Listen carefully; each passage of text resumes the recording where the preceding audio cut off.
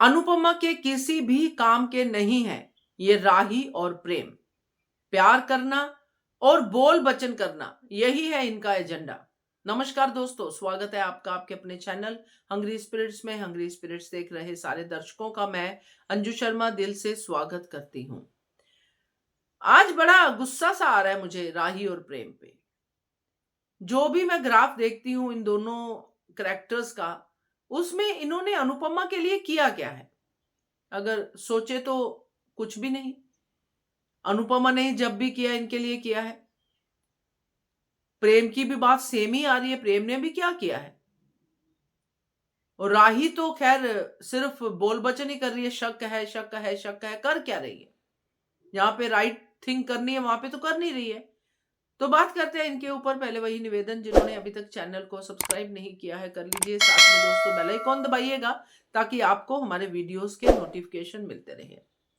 प्रेम ने बड़े ही उससे कहा था, बड़ा अच्छा लगा हम सबको, कि मैं पता करता हूं, मेरा दोस्त है बिल्डर, मेरा दोस्त है, वो बताएगा कि ये बिल्डर में कितना दम है, कहां पे इन्वेस्टमेंट हो रही है, मेरे पापा का बिजनेस पूरा का पूरा पैसा इस पे लगा हुआ है, तो वो खराब नहीं होना चाहिए। यहां पे भी वो अपने पापा के बारे में सोच रहा था क्योंकि पापा ही बिजनेस कर रहे हैं। यहां पे प्रेम गलत नहीं है। बट हैरानी इस बात की है कि प्रेम जो इतना शाना बनता है, भी मैं इससे पता करता हूं, मैं उससे पता करता हूं, वो आज तक ये बात नहीं जान पाया कि जिस चौल पे बुलडोजर चलाने वाले हैं मेरे पापा, वो चौल पूर्वी छाया ही है। क्यों नहीं जान पाया? क्योंकि उसको राही से प्यार करने से फुर्सत मिले तब ना। उसका एजेंडा सिर्फ राही को खुश करना है, राही को प्यार करना है। तो ये बात आने के बाद भी सब ऑडियंस के सामने कि प्रेम कह रहा है कि हाँ बिल्डर तो अच्छा है, मगर किस चौल पे ये बनाने वाले हैं बिल्डिंग, वो मुझे जल्द पता चल जाएगा। वो जल्द अभी तक खत्म ही नहीं हुआ।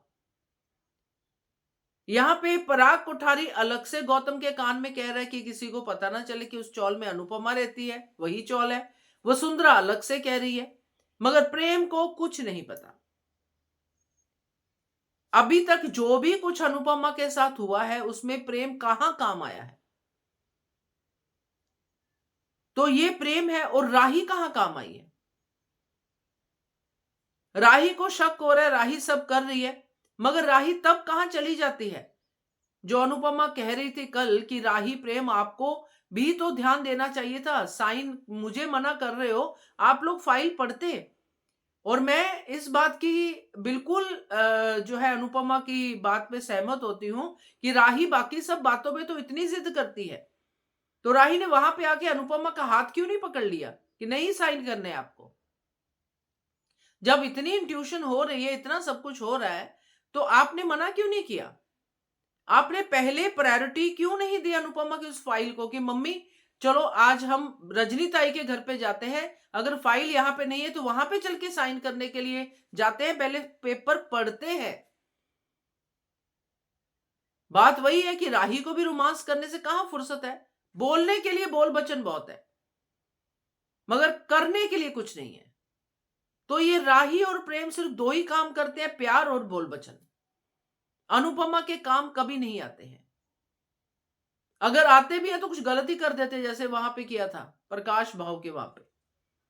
अनुपमा जहां पे एक मिशन के लिए जाते हैं, दो मिशन ये खड़े कर देते हैं कि हमें बचाओ हमें बचाओ हमें बचाओ। तो किस काम के हैं? मुझे तो हंसी भी आती है बोलते हुए, बट ये सच में आज बापू जी बिल्कुल सही कह रहे थे कि सारे के सारे ऐसे पिछड़े हुए लोग, ऐसे गलत लोग उनके घर में पैदा हो गए हैं।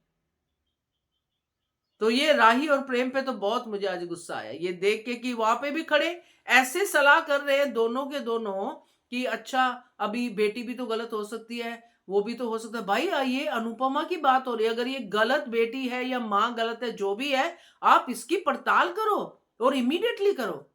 आपकी मां की इज्जत का सवाल है भाई। मगर वो तो ऐसे थर्ड पर्सन की तरह बात कर रहे हैं। अजीब है। खैर जो भी है, देखते हैं क्या होता है। कमेंट कीजिएगा अगर आपको ये वीडियो अच्छी लगे, लाइक कीजिएगा। Thank you so much for watching Hungry Spirits channel.